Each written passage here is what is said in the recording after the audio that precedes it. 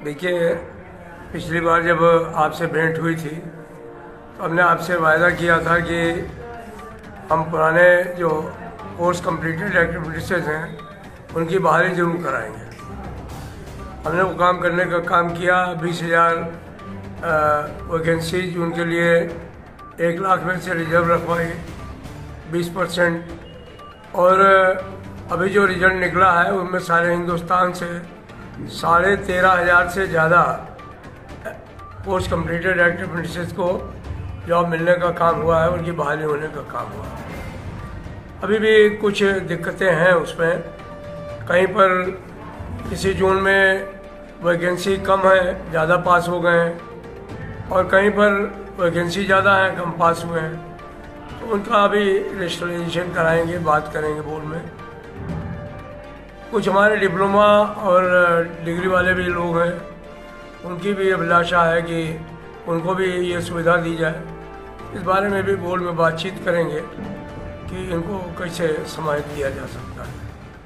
लेकिन अभी आज जब हमने युवा और महिला सम्मेलन जो कर रहा है ईस्टर्न रेलवे मेंस यूनियन, उनसे जब बातचीत करने वाले हैं तो एक मुद्दा जिस पर हमने 29 नवंबर को 28-29 नवंबर को हम लोगों की कॉन्फ्रेंस हुई थी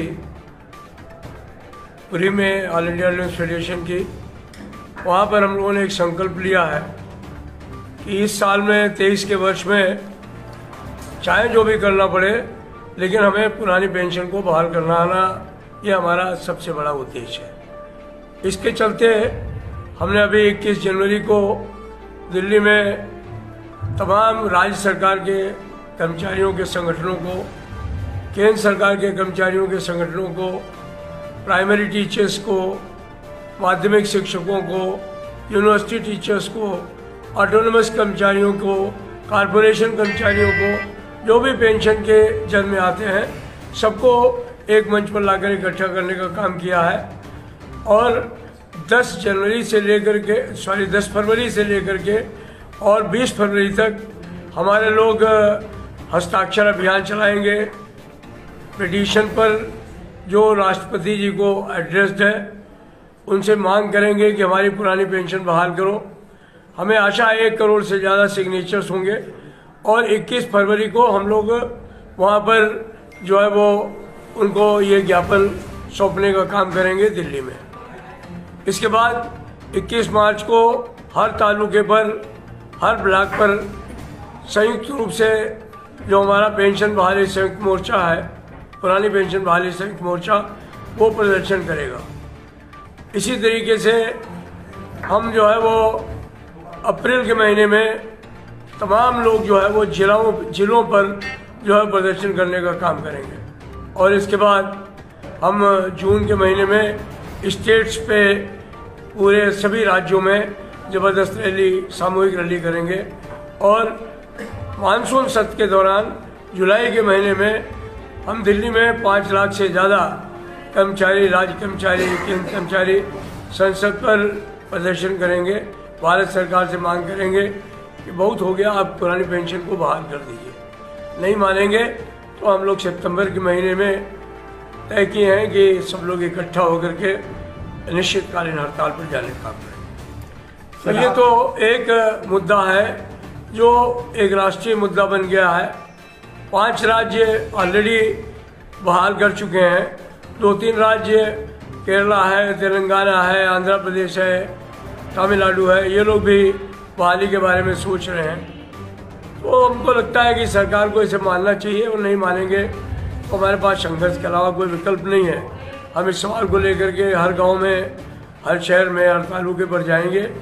और अभी हमारे लोगों ने ये फैसला भी किया है कि अब देश में राज वही करेगा जो पुरानी पेंशन बहाल करेगा। सर, आपने एक बात कही है सर, कोई भी प्रशिक्षित एक्ट अप्रेंटिस सड़कों पर नहीं बैठेगा। जो प्रशिक्षण लिए हैं रेल से, उनको रेल में समायोजन होना होगा। सर, ये क्या बात है?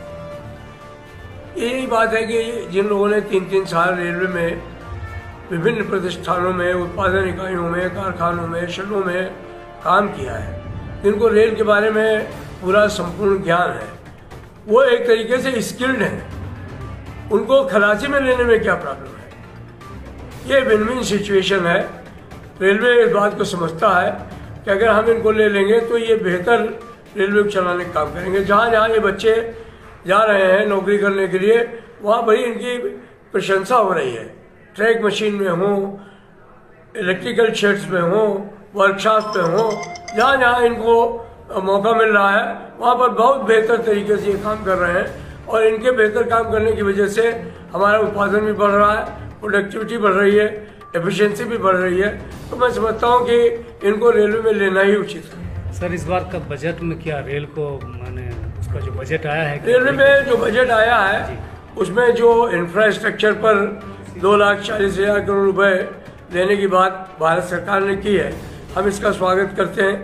लेकिन इसके साथ ही हमारे जो रेल कर्मचारी हैं वो अपने उत्पादन इकाइयों में वर्ल्ड क्लास प्रोड्यूस बना रहे हैं, LHV की कोचेज बना रहे हैं, 9,000 हार्स पावर के 3 फेज इंजन चित्रंजन में बन रहे हैं, हमारे बनारस के कारखाने में बन रहे हैं। तो वहाँ पर जो एक ये जोड़ दिया जाता है साथ में कि हम जो है वो इसको PPP में जाएंगे या प्राइवेटाइजेशन, प्राइवेट प्लेयर्स को लाएंगे, वो हम लोगों को समझ नहीं आता है। माननीय मंत्री जी से कई राउंड बात की हुई और मंत्री जी ने अप्रेंटिस भर्ती हो या ये हमारे जो कारखाने हैं उनमें उन्होंने कहा कि हमारे लोगों के अंदर कुशलता है और हमने मान ली। प्रधानमंत्री से बात की है, प्रधानमंत्री जी ने कहा जो काम रेलवे वाले कर सकते हैं वो काम वही करेंगे। हम उनको मोटिवेट करेंगे, उनको सुविधाएं देंगे और वही लोग काम करेंगे। हालांकि लेकिन बीच बीच में सरकार जो ये एक तुलना छोड़ देती है, खासतौर पर हमारी बहन निर्मला सीतारमण कहती हैं कि वो 26% रेलवे को बेच देंगी और 50,000 करोड़ रुपए कमा लेंगी। ये सब हम लोगों को पसंद नहीं है और ऐसा वो कर भी नहीं पाएंगे। ऐसा करेंगे तो हम लोग सामूहिक तौर पर संघर्ष करेंगे। एक कारखाने का क्या भविष्य है सर? स्थानीय जो मुद्दा है सर यहाँ की, जो यहाँ देखिए रेल का भविष्य अच्छा है, कारखानों का भविष्य अच्छा है, उत्पादन इकाइयों का भविष्य अच्छा है और सबसे बड़ी बात है कि जो हमारा उपभोक्ता है उसका भविष्य अच्छा है। उपभोक्ताओं का भविष्य तभी तक अच्छा है जब तक भारतीय रेल भारत सरकार के अंडर में है। जिस दिन ये रेलें अडानी, अंबानी, टाटा या विस्कॉन्सिन सेंट्रल के खाते में चली जाएंगी उस दिन रेलें बर्बाद हो जाएंगी। हमारा उपभोक्ता जो है, गरीब उपभोक्ता, आम आदमी उसका लाभ नहीं उठा पाएगा। इसलिए हमने सामूहिक रूप से जन आंदोलन खड़ा किया है। अगर कोई भी रेलों को निजीकरण की तरफ ले जाने को सोचेगा तो इस देश का किसान, इस देश का मजदूर, इस देश का छात्र, इस देश का बेरोजगार, इस देश का शिक्षक, इस देश के तमाम ट्रेड यूनियन के लोग इकट्ठा होकर के जन आंदोलन करेंगे, लेकिन रेलों को बिकने नहीं देंगे। एक सर वर्कशॉप में इलेक्ट्रिक इंजन का जो PH के यहाँ का दिया गया, फिर ये देने के बाद यहाँ से उठा के लेके लीलवाड़ पहुँचा दिया गया और यहाँ शुरू नहीं हुआ। GM साहब आए थे, बताया कि नहीं मैं फिर से दे दूंगा, शुरू करूँगा और आज 2 साल से ऊपर हो गया, अभी तक नहीं मिला है। क्या उम्मीद है? देखिए कुछ प्रॉब्लम्स हैं उसमें, क्योंकि इनको एक रेशनलाइजेशन ऑफ वर्क के दृष्टिकोण में काम करना पड़ता है। समा और लिलवा में काम की कमी थी, इसलिए यहाँ से वहाँ पर उठा के ले जाया गया है। हमने भी ये बात कही है, बोर्ड में भी की है, वहाँ भी की है। निकट भविष्य में हमारे जमालपुर कारखाने के पास में इतना वर्कलोड आ जाएगा कि इनको काम की कोई कमी नहीं होगी। इस बारे में बोर्ड ने हमसे वायदा किया है और हम समझते हैं कि अभी जब हम लोगों से बात करेंगे तो वहाँ भी इस बात का उनको हम पूरे तौर पर भरोसा दे करके जाएंगे कि जमालपुर का किसी भी दृष्टिकोण से नुकसान नहीं होने वाला। सर 175 टन का जो बात चल रही है सर, कि अब 40 के बाद 175 टन की बात है और पूरे देश में जमालपुर का कारखाना जो 175 टन ट्रेन देने की बात है, मंत्रालय में ये फाइल है, कब तक ये संभव हो पाएगा सर? बहुत जल्दी ये संभव होगा, क्योंकि हमारा जमालपुर का कारखाना जो है ऐतिहासिक कारखाना है। क्रेन के मामले में तो कोई भी जो है वो कह ही नहीं सकता है कि कोई दूसरा कारखाना इस तरीके का काम कर पाएगा। तो 175 टन का जो ट्रेन का मामला है वो इन्हीं के आने वाला है, इनके साथ आने वाला है और ये एक बिल्कुल 100% है कि इसकी फाइल जल्दी निकलेगी और ये काम हमारे जमालपुर कारखाने में होगा। सर रेलकर्मी यूनियन नेता और शहरवासियों को आप क्या कहना चाहेंगे? यही कहना चाहेंगे कि आने वाले समय में हमारे लिए वो पुरानी पेंशन बहाली का मुद्दा है, वो सबसे बड़ा है। वो तमाम देश भर में लोगों को जो है वो करें और उनको इकट्ठा करके जो है वो माननीय जो प्रेसिडेंट है, हमारी जो राष्ट्रपति हैं, उनको जो है वो मैसेज भेजने का काम करें, उनको पिटीशन करें कि वो वापस जो है बहाली का काम करें, पेंशन बहाली करें।